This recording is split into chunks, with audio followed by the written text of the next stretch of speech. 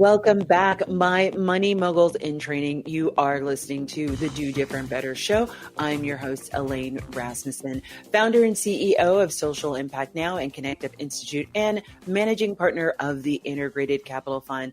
Oh boy, do I have an amazing episode for y'all today. I have the amazing Scott Maderer, who is just, you're going to find him so incredibly amazing and fascinating, and to tell his story, you are going to take so much away. But this show today is really going to be focusing on how to figure out what really matters.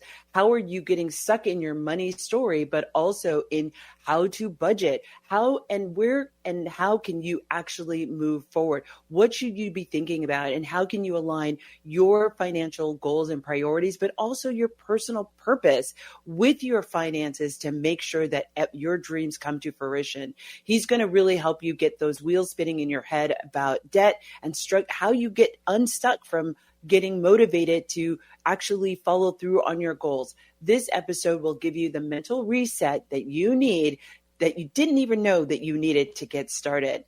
But let me first start and talk a little bit about Scott. In 2011, Scott created Inspired Stewardship as a business to serve Christian men and couples struggling to live out their calling. He works to help align the way you use your time, your talent, and your treasure so that you can identify and live a fully authentic life that allows you to authentically live your calling, serve others, and provide for your family.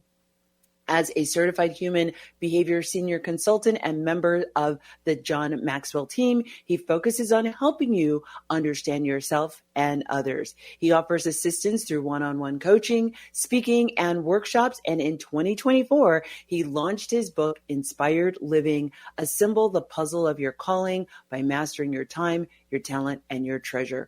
Welcome to the show, Scott. I'm so glad to have you on. Thanks so much for having me. I'm excited to be here. Well, great. Well, we're not going to waste any time. I'm going to ask you what I always ask every single one of my guests, which is, what is your first memory of money? My first experience or kind of memory that sticks in my head was I was a young child, probably, 6, 7, 5, somewhere in that range. And I'd gotten my money, my allowance for that day. And my mother and I had gone to the mall, and I decided to go to the arcade with my allowance, and my mom let me, and I cashed out all of the arcade, all of the allowance money, and basically blew it all in the arcade. And on the way home, I can remember being in the back seat of the car and crying because I had spent all of my allowance money at this arcade and had nothing to show for it. Now, my mom, to her credit, she let me do this knowing this was going to happen. Of course. She let it happen for me to learn that lesson of making a different decision with my money. So that's probably my earliest memory with money. I love that. I think so many people can relate. Everybody, I think, has that story. And God bless your mom. She was just like, oh, yeah, no, I know how this is going to end. She knew how it was going to end. But that was the reason why it sticks in your mind, right? And you're like, wow, that was a life-changing moment. So yeah, I've basically been cheap ever since. So. Right. Well, and that's going to be my next question. So when did you realize that money had influence? For some people, that's a completely different story. But what about you? Yeah, early on, I did. Now, like a lot of us, I kind of went through a period where my behavior didn't align with my attitudes about money. But I've never looked at money itself as having the value. I learned early on, in fact, that lesson that I just shared was part of that it wasn't really about the money. It was about, is the experience that the money gives me worth something? There's a why behind the money. The money's just a tool. And once I started looking at it that way, it was a lot easier for me to start aligning what I did with what I believed and actually having it show up in my money. I love that. So how have your challenges with money shown up in your business or in your relationships? So my wife and I actually went through a period pretty early on where I was teaching school. I made about $40,000 a year. We had over $60,000 in debt. I was being the good husband and protecting my wife and not telling her about it. I was going to shield her from all of this. Of course, she's some smart lady and she knew exactly what was going on. But, anyway, men are stupid sometimes. But because of all of that, I was getting to the point where I was actually suicidal because of finances. Number one cause of male suicide is actually financial issues. My wife and I were not communicating, facing divorce because of finances. Again, number one cause of divorce, money fights and money issues. So literally both of those showed up. It's a typical story, even though it's not a typical story because most people don't share it. Mm-hmm. And eventually we kind of turned things around and decided, look, we're either going to separate, or we're going to come together. We decided to come together, and relatively quickly we ended up getting completely debt free, changing the way we were living with money. I changed jobs in the midst of that. I had emergency surgery in the, all of these other things happened. But the real shift was that mindset shift of looking at it differently and deciding, hey, we're going to be weird. And it's okay that nobody else is doing this. We're going to be weird. And that's the way we're going to live. And we've done it ever since. So I want to talk about that, but before we talk about what were the weird things that you did, what were some of the difficult conversations? Can you take us back to that first conversation where maybe you came clean to your wife, and what was that about? I think our audience would benefit of how do I have that difficult conversation? I'm holding in this financial secret. How do I even approach this subject with my partner? I think the most important thing is to just be open up front and authentic. So I literally sat her down and said, look, this is our situation. We've got this much debt. This is how much I'm making. I don't see how we can get out of this. I've been thinking about, taking my life so that the insurance money would bail you out. I literally just told her the truth of everything that was going on in my head and what I was feeling. The interesting thing is, I was listening to some radio programs at night that were giving me inspiration. Turns out she was listening to the same programs during the day. Coincidentally, wasn't really a coincidence, but it felt like one at the time. And then, she, like I said, she already knew everything, that most of what I was coming clean about, she knew, but she's over here trying to not put stress on me by not communicating. And I'm over here trying to not put stress on her by not communicating. And once you come clean and say, look, this is what I'm doing. I'm trying to protect you. This is coming from a good place, but it's the wrong action. Right. And if both parties are looking at it that way, then naturally it's easier to come together and go, okay, yes, you've screwed up. Yes, there's been a mistake. Yes, I've screwed up. Yes, there's been a mistake. But let's come together. Let that be the past and look towards what are we going to do in the future to make this different. It's not just what you say, it's the attitude behind it that I think really matters. And that's so important. What I think was a gift in your situation was it was clear that there wasn't guilt and shame. So, that it's so much easier to move forward. And one of the things that the framing I like to think about is we're on the same team. Right. We are on the same team to get to the same place, to be together, to be, and so that is so important. And in what I think your story illustrated is you all demonstrated, hey, we both realize we're on the same team. And actually we're not on the same team if we're not sharing the difficult parts together. Isn't that why we have a partner? Is so we don't have to go through the difficult parts by ourselves. Yeah. And there was guilt and shame, but it was self-directed guilt and shame. And what I mean is we didn't come into the conversation with, here, let me tell you the 72 things you've done wrong. I owned up to things that I was doing that I felt were wrong. Some of those she agreed. Some of those she didn't agree. Right. Some of those she's like, no, that's not, I get it. That's not a mistake. You're doing the best you can. Others, she's like, okay, you're right. That wasn't the right thing to do. What are we going to do different? And she did the same thing. So we owned our own role and talked about what we were going to do, as opposed to coming into the conversation with you statements. You need to stop spending less. You need to, that's how we normally handle money. We yes. turn it into a you thing. Right. And instead making it an I thing, this is what I'm going to do, helps both of you own it. Because guess what? No matter what, you're both involved. At the end of the day, you're tied together. If you're married, if you're in a partnership, if you're doing all of that, you're tied together. You have to decide, do you want to be in this together, like you said, or do you want to go your own ways? And honestly, at the end of the day, that's a decision that you have to make. But if you're going to be together, you each have to own your own part. I hate the things that when people say marriage is 50-50. It's not. It's 100-100. Right. Everyone has to give 100%, not 50%. If all you're giving is 50%, no, that's not enough. And that's kind of the way that we ended up looking at it after we talked it through. And I think even if you're going to choose to separate, you still have to have conversations, right? Still gotta talk. Right. And so I think too often, even if one partner decides that they want to exit, there still has to be a conversation, because there are these things that you have together, whether they're in one person's name or not, to be able to still have a conversation about what's going to happen. And are we going to come from a place of like being mutually beneficial, or do you want to just like hurt that other person? Well, thank you for that. And so now let's get into like the parts that were weird. So what were some of the weird things because I have a feeling they're not that weird, but what were some of the weird things that you did as you sort of resurrected your stability, your financial stability? And I want to be clear that these are things that we did. That doesn't mean everyone should do these things. So just to put that disclaimer up front, because a lot of times there's no one size fits all journey to getting straight with your money. So I want to be clear about that. But for my wife and I, again, when we started this journey, we had about $62,000 worth of debt.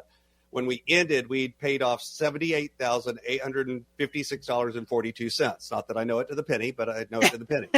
And it took us 2 years, 11 months. So real quick, $78,000, 2 years, 11 months. The reason, by the way, the debt went up is because I had 2 emergency surgeries in the middle of that. We got to pay for both of them because one was in December, one was in January. Yay, calendar year. That makes you pay everything twice in insurance. It's a wonderful system that we have. That we did all of that, and so that added to our debt. But we made an average of $55,000 a year during that time. So if you do the math, you realize, wait a minute, how did you pay off $78,000 in 2 years, 11 months? I am not allowed to round that up to 3 years. My wife won't let me. So it's 2 years, 11 months. We did all of that. You live on nothing. And for us, that was radical when you think about what we do in this culture. By the end of it, I had gotten a corporate job and I was kind of moving up the corporate ladder. My income was going up. It started very low. It ended up much higher. And that's why, the average is kind of in the middle. And I'm driving like a 1999 Ford that literally when I drove, I had to like occasionally stick the headliner back on the car because it would fall off in the heat and hit me in the head. Right. I didn't have a radio, that kind of, it was a complete junker because we could buy that for cash. Right. And people are looking at me going, dude, you go buy a new Lexus or something, you got this great job. And I'm nope. This is what, it gets me to work. That's all that matters. I don't really care what it looks like. We were showing up in a way that was different because we weren't acting out of the appearance. We were looking for the authenticity behind it. I didn't care that other people looked at my car and when it's a pile of junk. I'm not trying to impress somebody at a red light, And now I drive a nicer car today. And, we've gotten to it. We bought a house not too long ago. We've done right things. We don't live like that anymore, but we chose to be really radical and not go on vacation, not go out to eat. Our date nights literally were bologna sandwiches on the trunk of a car. We would drive down to the lake and kind of park where we could look out of the lake and we would eat a bologna sandwich together. That was date night. That's not a date night, but it was a date night for us because we had chosen to live that way. And so some of those things were visible, like the car, and it caused people to kind of look at us and go, y'all are weird. Something's different. That's why I use that expression of we got weird, because people literally would say, y'all are weird. And eventually the coaching business came out of the fact that they would then say, could you help me be weird? And that's how we got started coaching. Yeah. But that weirdness is you all prioritizing your financial health, you all prioritizing actually your future by saying, I am willing to go without today so that we can prioritize saving or paying off these bills, because that is, I find, the stress. That is where disease comes from. When you are stressing about something that you have no control over, your body starts to want to fix itself. And it can't fix itself because it's a daily grind of you trying to keep up with the Joneses, you trying to live this appearance while inside you're crumbling. So thank you for being just so transparent about that, right? It's all, listen, we're all living a facade. And I'm the same way. I'm like, I don't care who's looking. I've learned, especially living in this body and in this skin, I can't really concern myself because people are always going to have something to say. And so if people always are going to have something to say, what's the song go? Give them something, Bonnie Raitt, give them something to talk about. Give them something to talk about. Be in control of the narrative. Yeah, I know they're calling me weird. I know, but you know what? Guess what? My family is taken care of. My kids are fed. I don't have an insurance payment. My car registration is probably 1/3 of what yours is because I'm not paying the most expensive registration rates. And so what am I saving by doing that? And how much am I able to I'll be actually able to retire, right? You'll be actually able to retire because you don't have that debt. Well, this is so exciting and amazing. And y'all, we have just gotten started. This is just the beginning of our conversation. I can't wait. We've just talked about a little bit about Scott's personal story and his personal journey and some of the things that he's had to overcome and conquer with his partner. And now going into segment 2, we're really going to get into this inspired stewardship and a stewardship coach. He's going to tell us all about what that is. How can you get into it if that's something you think that you're interested in doing and pursuing, but also getting into some of the mindset tricks and hurdles that we get into around budgeting and becoming a little bit more weird. So I want you to stick with me. Come back after the break where Scott's going to show you how to do different better through inspired stewardship. I'll see you back.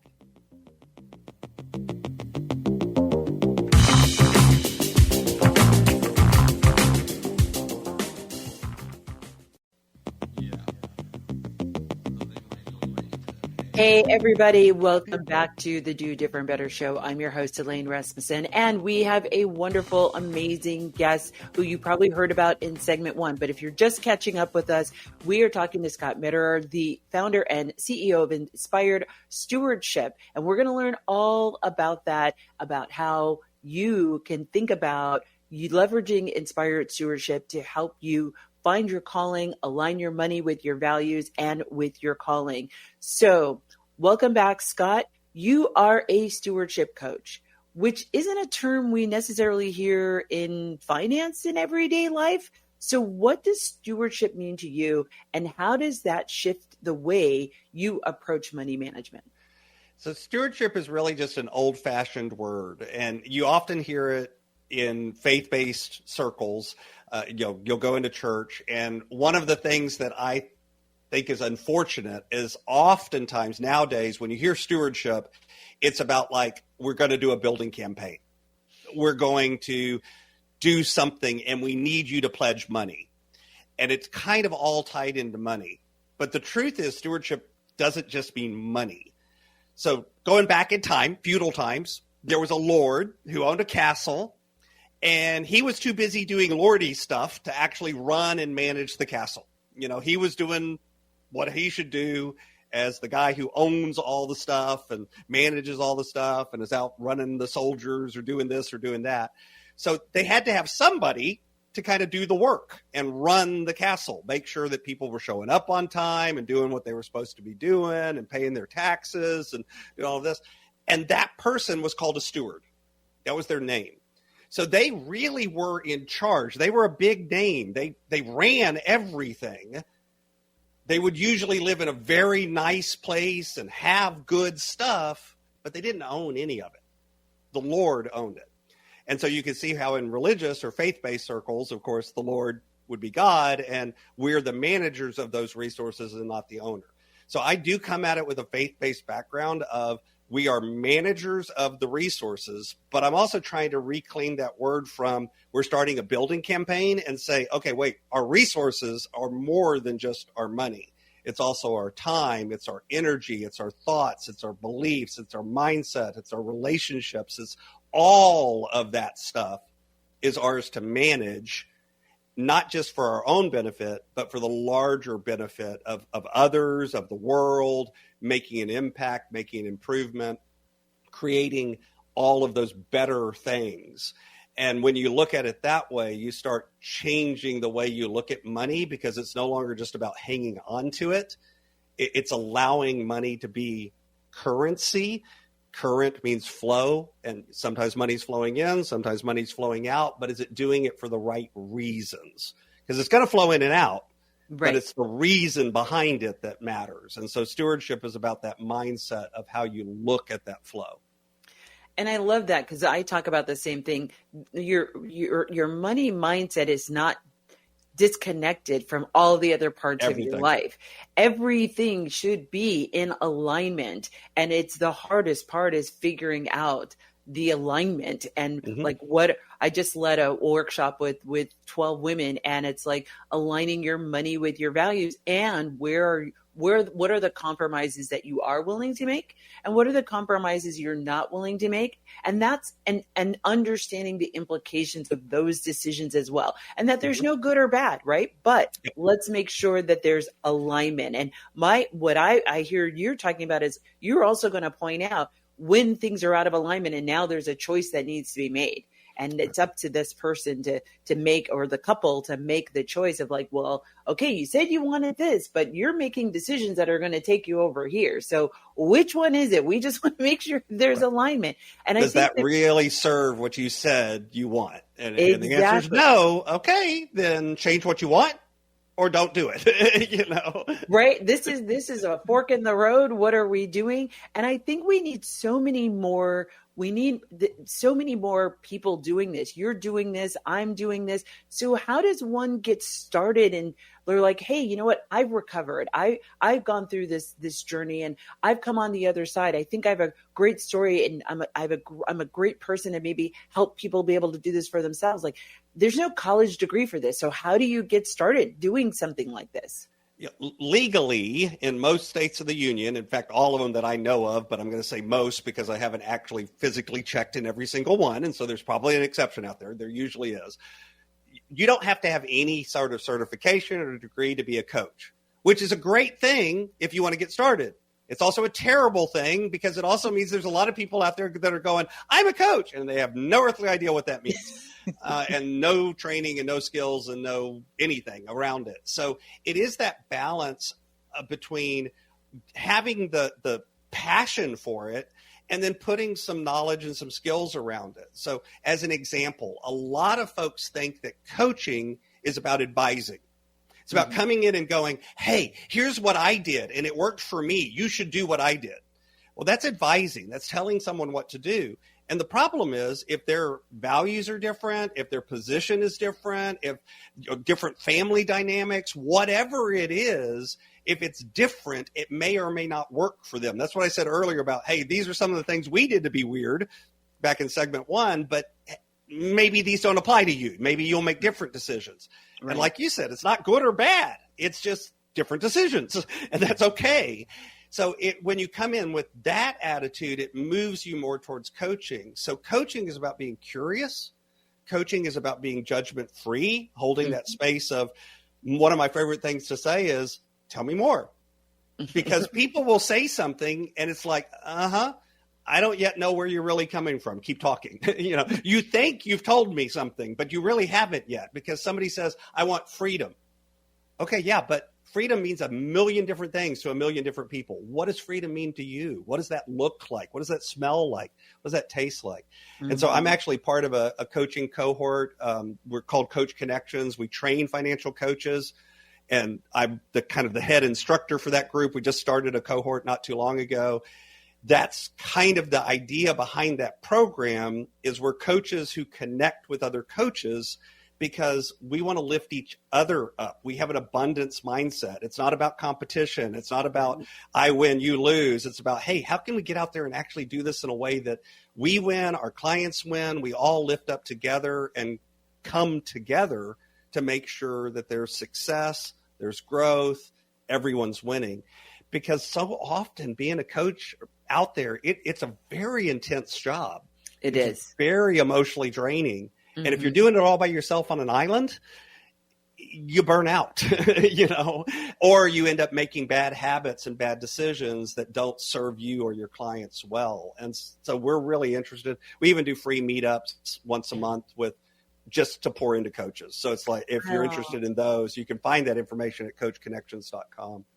I love that. And I love the abundance mindset, because we do need more people. You talked about in the first segment about number one cause of suicide amongst men is finances. Number one reason for divorce is finances. So clearly we need more financial coaches, because there's a lot of people. I mean, we're still sitting at, I remember when I was a kid, the divorce rate was at 48%. It's still hovering at 51%. So clearly there is still a need. We need more coaches. So the fact that you all have this abundant mindset and want to bring more people to learn how to do this, because we need tentacles going to the farthest reaches of wherever our different communities are. So this is so amazing. So because you've had so much experience in doing this, for the folks that you've been working with, what are some of the themes that you've seen around people's positive money mindset? Like, what are some of the themes that you hear, like people who have positive money mindset? What are some of those themes? But also, let's maybe start with the negative, and then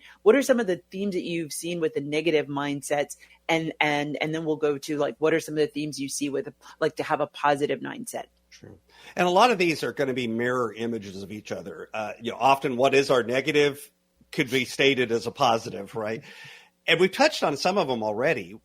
A lot of times we look at things like a budget or changing our behavior around money as restrictive. We look at it as the things that we're saying cutting out of our life or giving up. And a lot of times we look at them as these are things that we deserve, or these are things that we've earned, or these are things we have to have that. Even that language. I won't let my clients say I had to. You didn't have to. You chose to. Right. It still may have been the best choice. I'm not saying that's a bad choice. It's a choice. Right. Because when you say I had to, you took away your power. Right. You have power in this situation. You can do something. And that's the negative, is that feeling of helplessness, that feeling of I have to, that feeling of I'm locked in. And if you flip that around, that's the positive mindset, is realizing you always have a choice. Right. May not be the good choice or bad choice. There's 17 choices and none of them are great. I don't care. You still got a choice. You still got to make a choice. You have agency. You have agency. I think that's the other thing that I find. It gives you power. Right. And that's what I find, even with my entrepreneurs, they think about, well, I don't have any options. You may not like the options, but you have options. What's the baggage you're bringing to how you're thinking about these options? They're actually decent options, right? But even some of the story that we talk about in our head, I've got a friend of mine, grew up one of 5 kids, and we always tease each other. He's like, I really grew up poor. I said, you grew up in a house. Everything's relative. I grew up in an apartment. My whole childhood was in an apartment. I said, you played hockey, right? I'm like, I sometimes didn't know when I was going to eat, right? So I'm like, everything's relative. But when you think of that deficit mindset, it then begins to color that I don't have choices, when you can't see the choices that you actually have and the agency that you have. Even calling the credit card company. When I tell entrepreneurs, I'm like, call all of your credit card companies and see if you can get a lower rate. I said, just call, you never know, but you'll never know if you don't make the phone call. But the answer is automatically no if you didn't ask. Right. Yeah, if you ask, there's a chance that it's yes. I mean, maybe not, but it might be. But it might be, and you could go maybe from 28% to 26%. Do you know what the difference of that is over the course of a year? I'll give you a better example than that. I literally was talking to a coach 2 weeks ago, and this was one of the things they came up with is, could they call? Yeah, let them call the credit card. They called other credit card companies. One of them went from 28% to 5%. Whoa. For a little while. Never heard of that before. I literally fell out of my chair when they told me, but I'm like, awesome, great, take it and run for now, because aggressively and make progress, because you've got a little chance to breathe and to make progress. Right. But again, what would have happened if they never called? They would have still been paying 28%. And it's not even that you just have options. You always have more than two, because that's the other trap that I see people fall into. Right. They want to make it dichotomous. They want to make it, I can either do this or I can do this. My car broke, so I can either buy a new car or I can, not have a car. There's more options on this list than that. You could fix the car, you could do that. You could ride a bicycle, whatever. There's all sorts of things you can do. Generate a ton of options before you start evaluating, because a lot of times once we come up with two, it's like, okay, that's it. That's all the options. That's right. It's never all the options. Yeah. So as we kind of wrap up this segment, I'm going to ask you one more question. So you help people get clear on their priorities and not just their spending. So how do you help someone align their values with their money when they feel like they're barely keeping their head above water? Yeah. One of the mistakes is I think we look at it as a math problem, and it's not. It's a attitude problem. It's a behavior problem. It's a mindset problem. All those things that we've been talking about. And so a lot of times the very first place to start is to shift the focus from just the money. And I talk about helping you find your why. Let's find the passion behind what you're doing, the why behind it. And again, this isn't a surface level. So going back to that example earlier, when you go, well, my why is freedom. Nope, that's not good enough. Keep talking, because tell me more. Paint me a picture. Show me what that looks like. What does that feel like to you? How does that show up in your relationships? How does that show up in your time? How does that show up in your career? How does that show up in all of the different components of your life? Not just your money, but what does that show up? What is the tangible appearance? What does it feel like? What does it smell like? What does it taste like? And when you start painting that picture and you can get really intense with it, then all of a sudden some of those decisions that you've been putting off and some of those ideas that you've been deferring or living for the appearance or the moment or keeping up with the Joneses, all of those expressions we use, all of a sudden it's like, that's not important anymore. That's what's important. And now I can make different decisions, and all of the math and all of that other stuff, and even the way you spend your time and energy becomes different. Right. I love that. Well, we're going to round out this segment. As you can tell, this has just been the most super fantabulous conversation. I hope that you all listening are getting some really tangible. I hope you're saying hey, that's me. And maybe there's a pathway out of this. And if you're looking for help, definitely Scott's one of the folks that can help you with that. So we're going to sunset this segment. We've just been having a really good conversation about inspired stewardship, what that means. If you're interested in possibly thinking about doing this as a career or doing this as a side business, there are options to be able to become a financial coach. And in segment 3, we're really going to get into the practical and tactical. Scott's going to be giving you some real specific tips of things that you can do to start to turn your financial story around and align your purpose, your time, your talent, and your treasure to where it is you are trying to go and what you're trying to do and your passion. So stick with us. Come back in the segment 2. Don't forget to follow and subscribe Scott. Follow and subscribe me. Don't forget to go and the AM 950 radio Do Different Better podcast. We would love to see you. We want to hear your comments, but don't forget to come back and join us in segment 3. I'll see you after the break.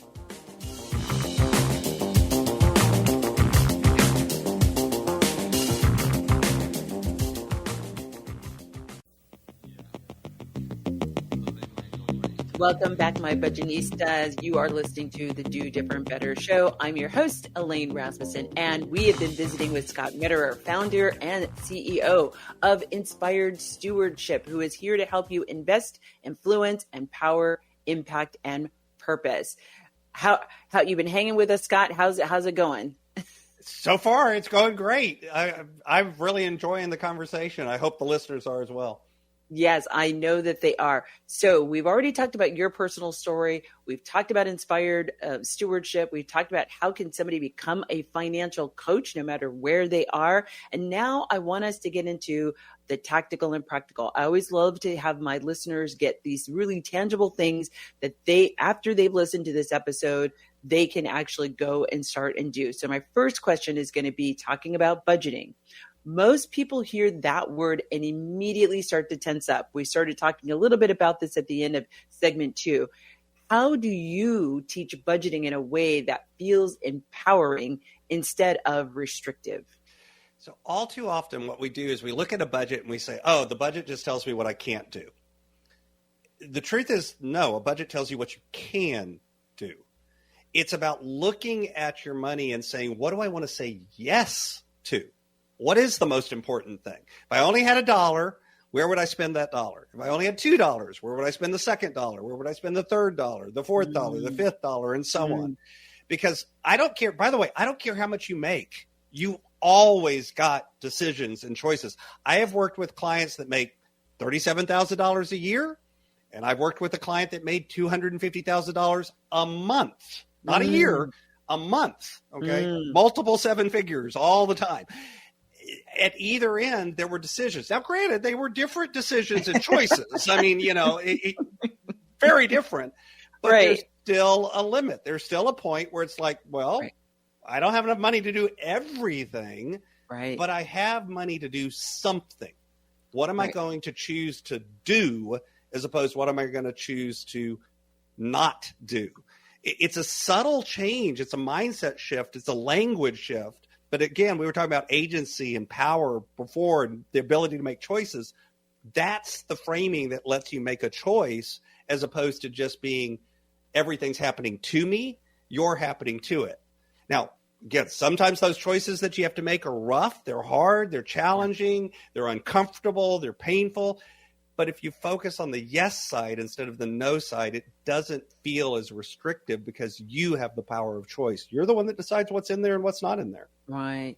So I'm going to be a little bit provocative, and you may disagree with me on this. One of the things that I found in my own experience, and I try to share with other people, is especially when you are a person of faith and you feel this responsibility to tithe. And my position is, I'm like, I think your God, whatever that is, they want you to be happy. I believe in a malevolent God, and they want you to be happy. And your God doesn't want you struggling. And I think God will understand if you don't tithe for a while so you can pay down the $78,000 of debt. Well, I think it's a personal choice. I don't think there's a one-size-fits-all answer. Theologically, I don't believe that tithing is like you're buying your way into heaven. It's not like you're going to show up and St. Peter's going to take you down the hall and go, I'm sorry, this is the house you live in. I know it's a shack, but that's all we could do with the money you sent us. So, you get to live in a shack the rest of your life. That doesn't happen. But it is about the reason that we're called to tithe. Okay. Tithe simply means a tenth. It's just a fancy word for 1/10. And usually that was given off of growth or first fruits. So it was literally the harvest. Mm-hmm. And it was given to help take care of the orphans, the widows, people that could not take care of themselves. We were called to give not because God needed our money, but because other people needed us to care about them and take care of them. Wow. And when you look at it that way, it's about being called to serve others. It's about being called to not just look at yourself, but look outward. It's about changing your heart and your mindset. Again, we're back to mindset and belief. And so for some people, choosing to give throughout the process of getting out of debt actually helps them get out of debt faster. I've seen it time and time again where somebody's like, okay, I don't believe this. I don't understand this, but I'm going to go ahead and do it. And then all of a sudden blessings show up.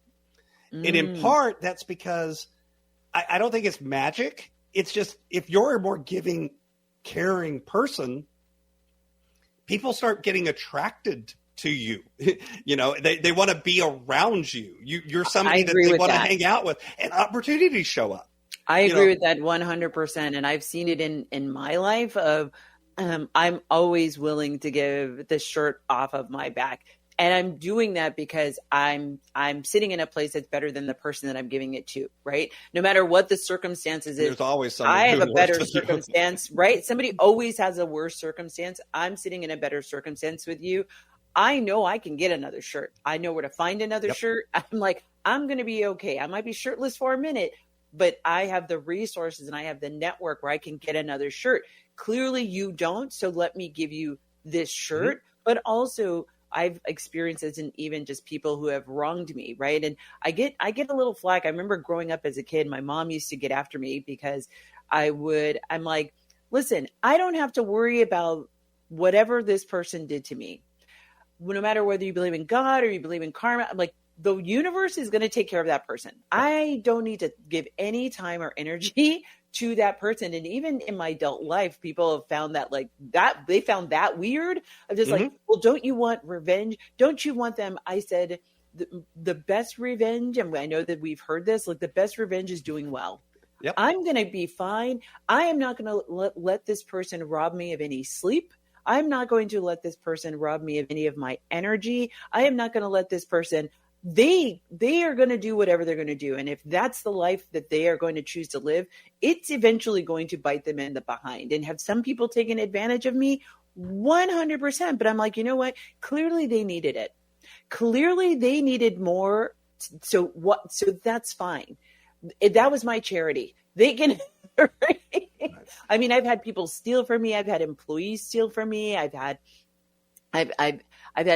devastating situations. I've had partners like do horrible things. And I'm like, I remember one partner that I was living with ended up, I had to end up leaving the home because they put out a restraining order against me for no good reason. So I had to leave my house, and I had to leave my house for like almost 3 months. And after we had the court date and I was able to come back in my house, this person like took everything out of the house. The only thing that was left were my clothes.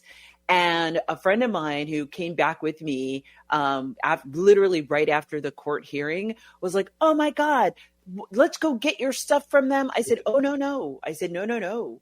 I said, if this is the price to never see this person again, I got off cheap. I said, I can get more stuff. My piece is too valuable to me. And so that is not a part of my purpose. That is not a part of my ministry. I'm going to let this person go so that, and they can have all the things, they can have all the stuff, and I can get new stuff. Right. Yeah. So that whole mindset, I think, goes back to what you talked about before of like, if you can get clear about what are your values, and you can get clear about your purpose, and you can get clear about what you are called to do, it makes everything else so clear. I like to say you get to right. It's you right swipe and left swipe. I mean, it becomes, and you have no feelings or judgments or thoughts about it. You're just like, no, that's not for me. Not to say that it's a bad thing. That's not and it might not just be the right time. This isn't the right time for that thing. Not that it's a bad thing. It's just not timing, right? Or I'm not the right person. I'm like, you know what? That blessing is for somebody else. Let me, to your point, let me not gatekeep. Let me give that opportunity to somebody else. If it's an extra client, you know what? I don't want to do that work. Let me give that to somebody else. But I think in this moment, it becomes a filter, right? It becomes a super filter, right? And I think in this moment, we're just so caught up in the wrong things that we need to, I feel like we need to step back and kind of see like everything's not for everybody. What is it for you? And what is for you doesn't have to be at the mutual exclusivity of everybody else or anybody else, right?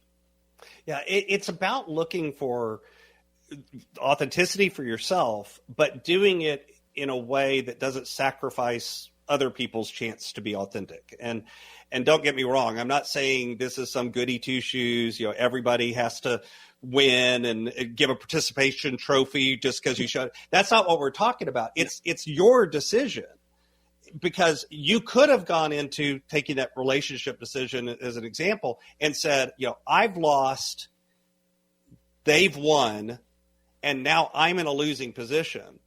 Instead, you said, okay, yeah, they did something. They took advantage of me. They did something wrong. But I'm going to choose to win in this situation by not giving them my energy, not giving them, any of that stuff.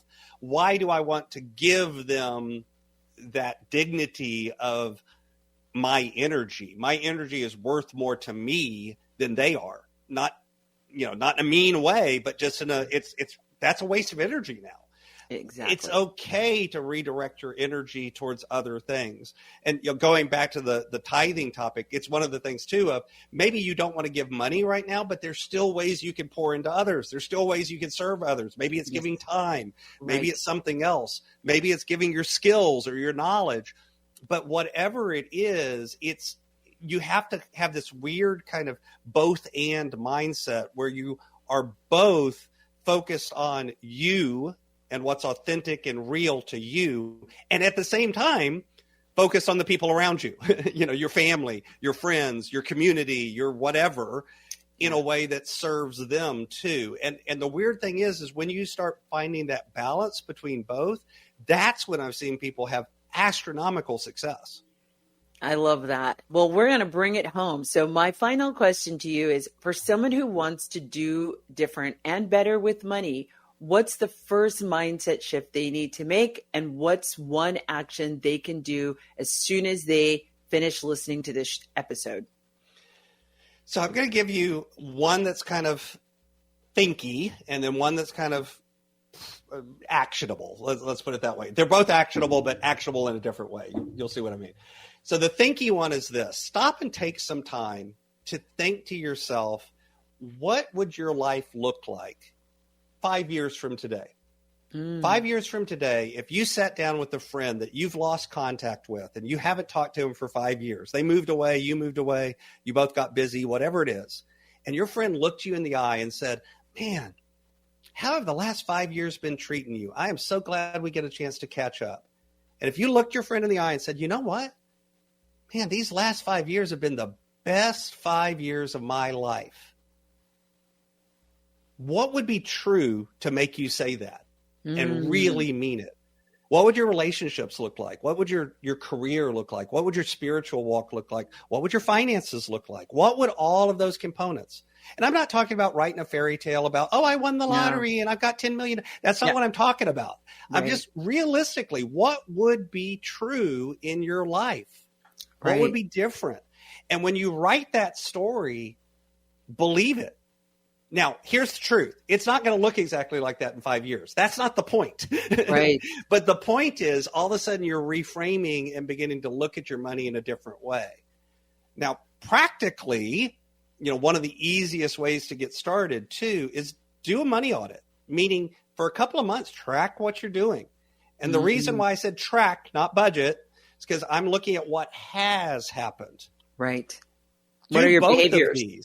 Of these. What are you actually doing? Do both of these and then start looking at those things you're actually doing and looking at the thing you want to be in 5 years and going, is this serving me? Is this moving me in that direction? If it is, yay, leave it in. If it isn't, maybe we need to start making some changes. I love that. Well, this has been a wonderful show on shifting mindset, budgeting, inspired stewardship, how to become an inspired stewardship coach, a financial coach. And I just want to thank my guest, Scott. Thank you so much for being on the show. Your wisdom and insight has just been phenomenal. Thank you so much for having me. I do appreciate it.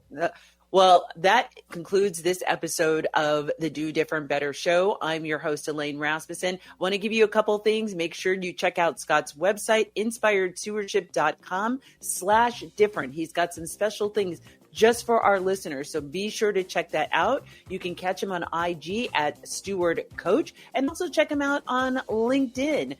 Don't miss it. Pick up his book. I think I talked a little bit about the book. Let me see. The title is Inspired Living: Assemble the Puzzle of Your Calling by Mastering Your Time, Your Talent, and Treasure.